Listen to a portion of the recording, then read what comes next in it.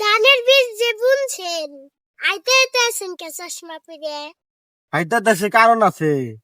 এই কয়দিন আগে বুনছি, প্রায় 20-25 দিন হয়ে গেছে, কিন্তু হালিগুলা বড় হইতেছে না, এই বীজগুলা বড় হইতেছে না। এই জন্য চিন্তা করতেছি কি করা যায়।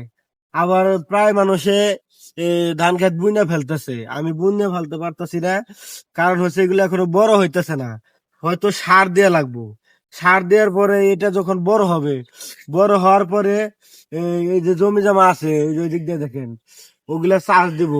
ট্রাক্টর দিয়ে চাষ দেওয়ার পরে তারপরে এইগুলা বড় হইলে এগুলা উঠাইয়া তারপরে আমরা এই ক্ষেতটা জাবর দিব, পানি দিয়ে জাবর দিব মেশিনে। তারপরে ট্রাক্টর আইনা হাল বাইয়া তারপরে হলো জাবর দিয়ে এগুলো আবার লাগাবো। আর এগুলো লাগানোর আগে অনেক কাজ আছে, দেখা যায় যে আমাদের সার কিনতে হবে, আমাদের যারা হালি বুনবে তাদেরকে বিল দিতে হবে।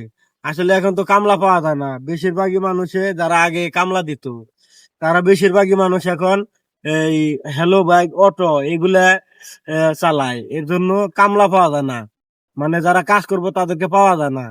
তারা এই হালুটি কাজ বাদ দিয়ে, কৃষক কাজ বাদ দিয়ে তারা করতেছে কি, এই অটো চালাইতেছে। তখন আমাদের কি সমস্যা হয়, যখন আমরা কামলা নিতে যাই তখন আমাদের এই কামলা দাম 500 টাকা যা 1000 টাকা দিয়ে নিয়ে আসা লাগে, তারপরে কামলা পাওয়া যায় না। ঠিক আছে, এই যারা অটো চালায় বেশিরভাগই তারা কামলা ছিল।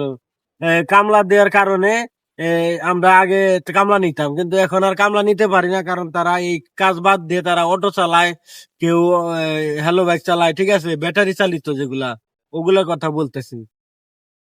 এর জন্য আমরাই যত পারি কষ্ট করে আমরা এগুলো লাগানোর চেষ্টা করি। এখানে এই যে কয়দিন আগে এই দিক দিয়ে পানি ছিল, দেখেন প্রচুর পানি ছিল। পানি থাকার কারণে এক আবাদ আমাদের মার গেছে, একটা আবাদ মার যাওয়ার কারণে আমরা অনেক ক্ষতিগ্রস্ত হয়েছি। ঠিক আছে, কারণ পানি আসলে তো এটা করার কিছু না, এটা আল্লাহর তরফ থেকে আসে। তারপরেও যা হচ্ছে আল্লাহ যা করে ভালোর জন্য করে। তারপরেও আমরা এই দেখেন এখানে যে মাছ, এখানে পানি আসছিল, পানি তারপরে যখন কমে গেছে দেখেন, পানি যখন কমে গেছে তখন এই যেখানে আমরা অনেক মাছ মারছি।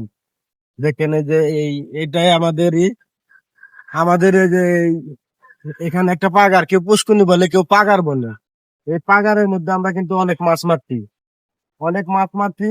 আমরা এই মাছ ধরে আমরা কিন্তু অনেক ক্ষতিপূরণটা একটু পূরণ করতে পেরেছি।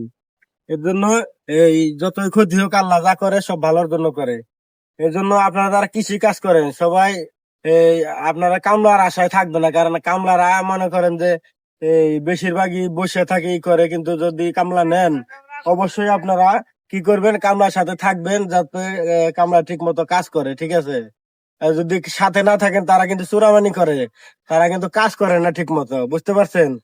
আচ্ছা, সবাই ভালো থাকবেন, সুস্থ থাকবেন।